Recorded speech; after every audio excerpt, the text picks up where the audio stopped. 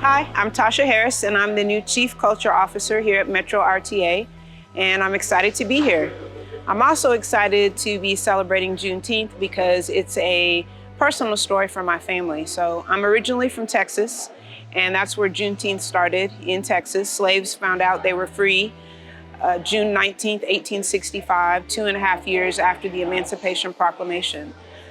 So my family story is that my great-great-great-grandmother, Betty Brooks Pettit, was enslaved in Georgia. So her slave owner moved his slaves to Texas because he was afraid that slavery was going to go by the wayside, and he wanted to keep his slaves. So Texas was a republic at the time, and he moved there feeling confident that he could keep his slaves. My great-great-great-grandmother's father escaped from the plantation where he was and followed the covered wagons from Georgia to Texas, and they dropped food and water for him.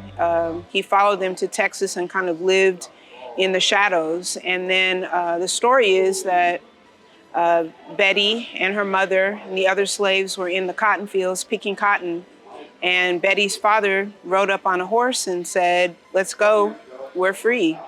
And she was 11 at the time, and she talks about this great feeling of pride and excitement and just an indescribable feeling seeing her father telling them that they could leave and they were no longer slaves. And so Juneteenth was her favorite holiday.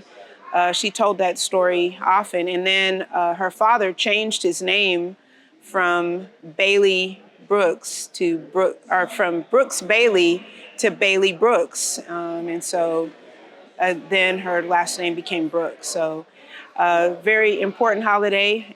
Because of that, my parents got married on Juneteenth, and this year they'll be celebrating 57 years of marriage. So that's my Juneteenth story. I think it's important, no matter what your family's history, that you know it, and that you learn these family stories and pass them down to your children and children's children so that they have a sense of pride in where they come from.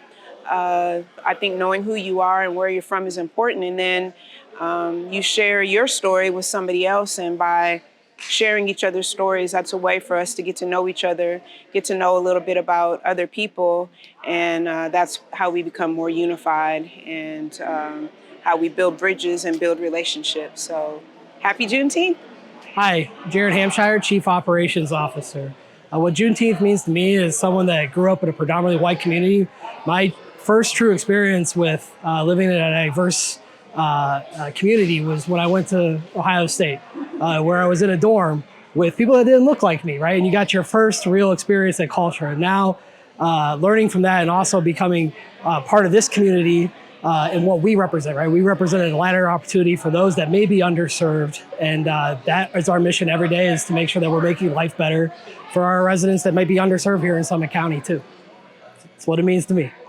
Hi, my name is DeHavilland McCall, and I'm the Director of Operations at Metro Regional Transit Authority here in Akron. I've been a 31-year employee here, and I'm honored that June 19, 1865 has been honored as a national holiday. I'd like to give thanks to all of the civil rights advocates that fought for and died for this opportunity to have this day recognized.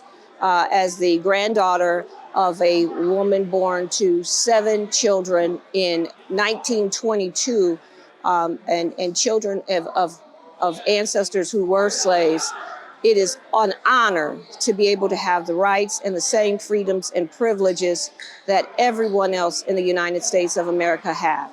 Just like to thank everyone who has made it a point, including the Biden administration, to see that this Day of Recognition was rightfully honored and marked.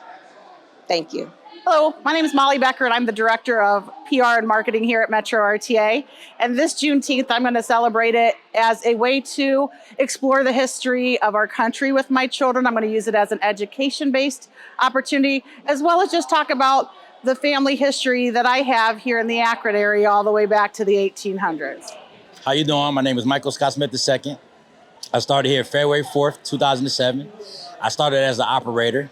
Also, I was in the union for 6 years. I was Secretary Treasurer. 2000 and I think 15, I took over as supervisor. So I've been here 16 years, 10 years driving, 6 years supervisor. It's a very family-oriented place. My background, I was in the military for 8 years. I'm a football coach also on the side. I've been coaching since 1997.